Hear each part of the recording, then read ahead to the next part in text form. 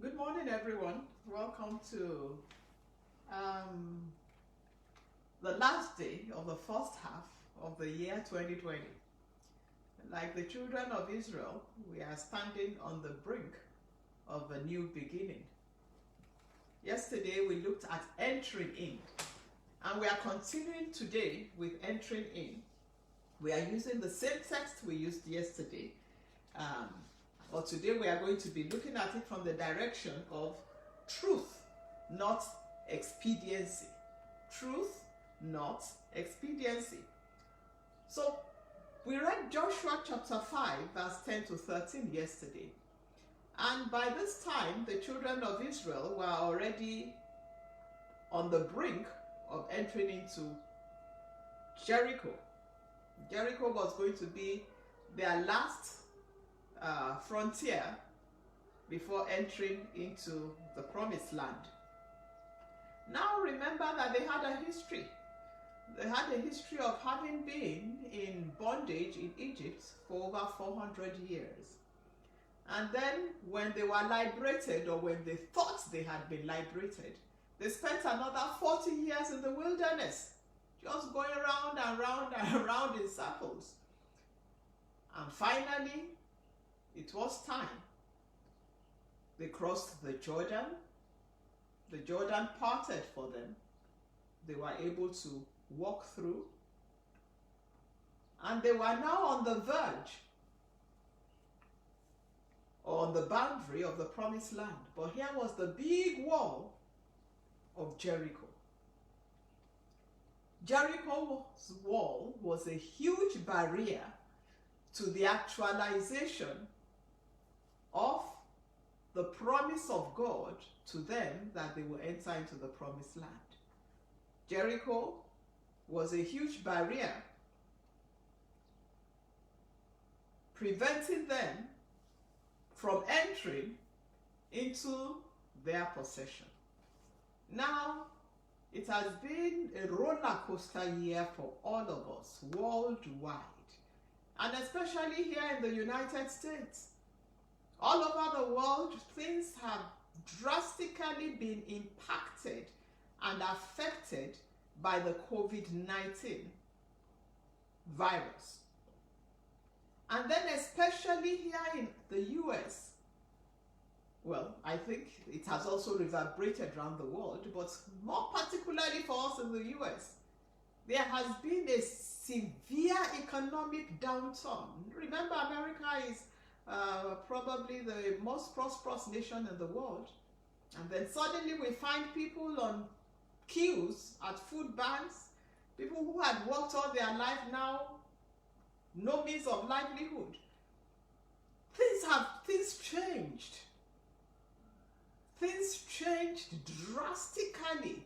It's too much of a change in 6 months. Of course, it makes all of us pull back and wonder, what is going on? The severity of the changes that we have experienced, I don't think it would be an exaggeration to call them catastrophic. Health has been impacted.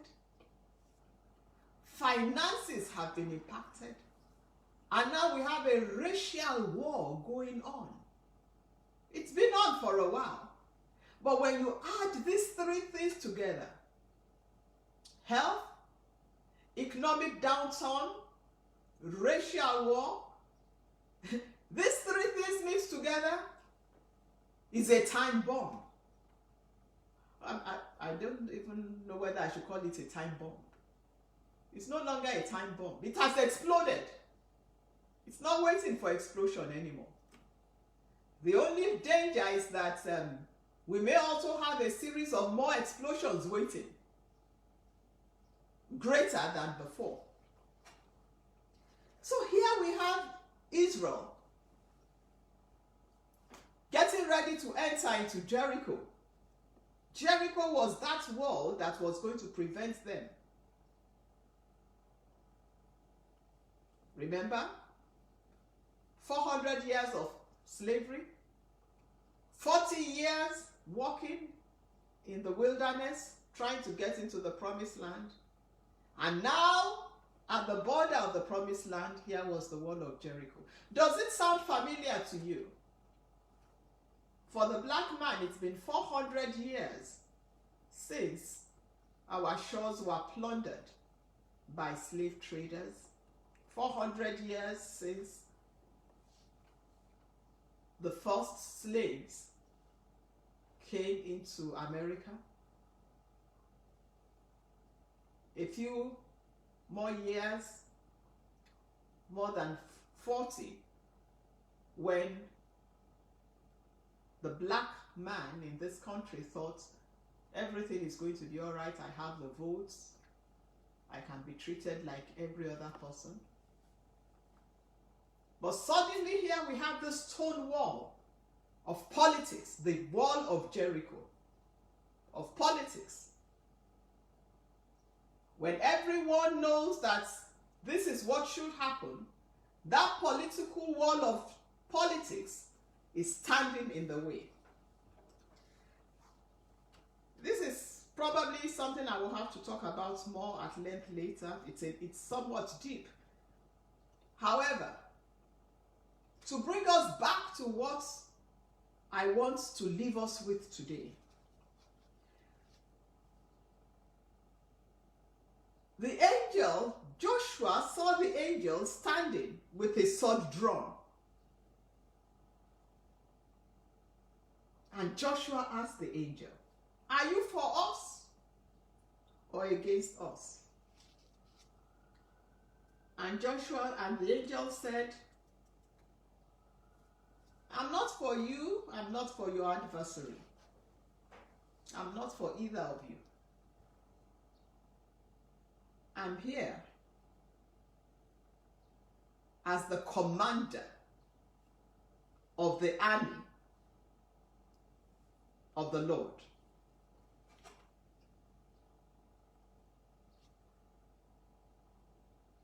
I want us to understand that as we enter the second half of the year, by the very special grace of God, because we are going to be praying, we are the children of covenant, and I am believing that because of the prayer of the saints will be preserved, and the saints will possess their possession, irrespective of every wall of Jericho.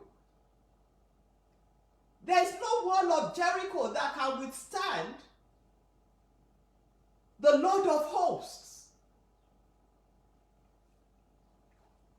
So be rest assured, the first half of the year may have been very difficult, catastrophic even for some of us.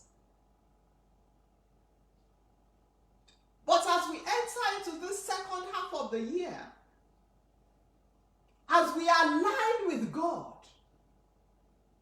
as we come in line with Him,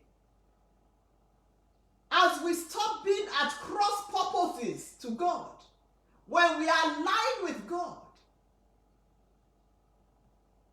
we will possess our possessions. The angel said, "I'm here, not for you, not for your adversary, but as commander of the army of the Lord I have come." In essence, when we align with the commander of the army of the Lord, when we align with the Lord, the walls of Jericho will fall, because the walls of Jericho fell in this instance. Immediately the angel said that, the Bible says Joshua fell at the feet of the angel and worshipped.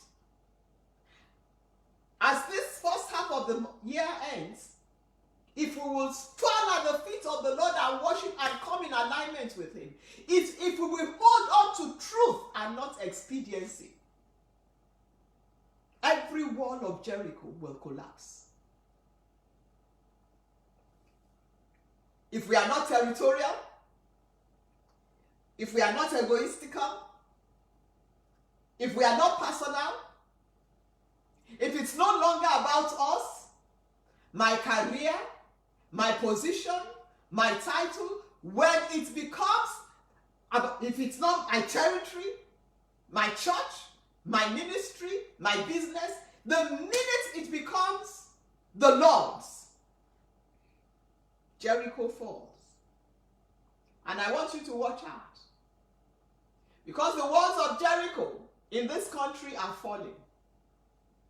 I told you yesterday, it's not about Democrats, it's not about Republicans, it's about the kingdom agenda. So anyone who thinks, oh, I'm evangelical, I'm Republican, I'm not evangelical, I'm Democrat, it has nothing to do with all that. God does not belong to any political party. He said clearly to Joshua, I'm not for you. I'm not for your adversary. I'm here on my own kingdom agenda. Truth, not convenience. Truth, not expediency. As you make your decisions for the rest of the year, let truth, not expediency, guide your decision making. Truth, not expediency, must guide your decision making for the rest of the year. Because when you stand on that truth, not convenience, not what is practical, not what is politically correct, truth is truth.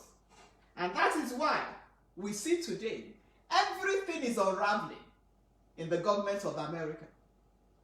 Because there was no truth. It was political expediency. God is not interested in all that. We will enter into our Canaan. Every wall of Jericho is going to collapse. It has started to collapse. Rest assured that it will be well.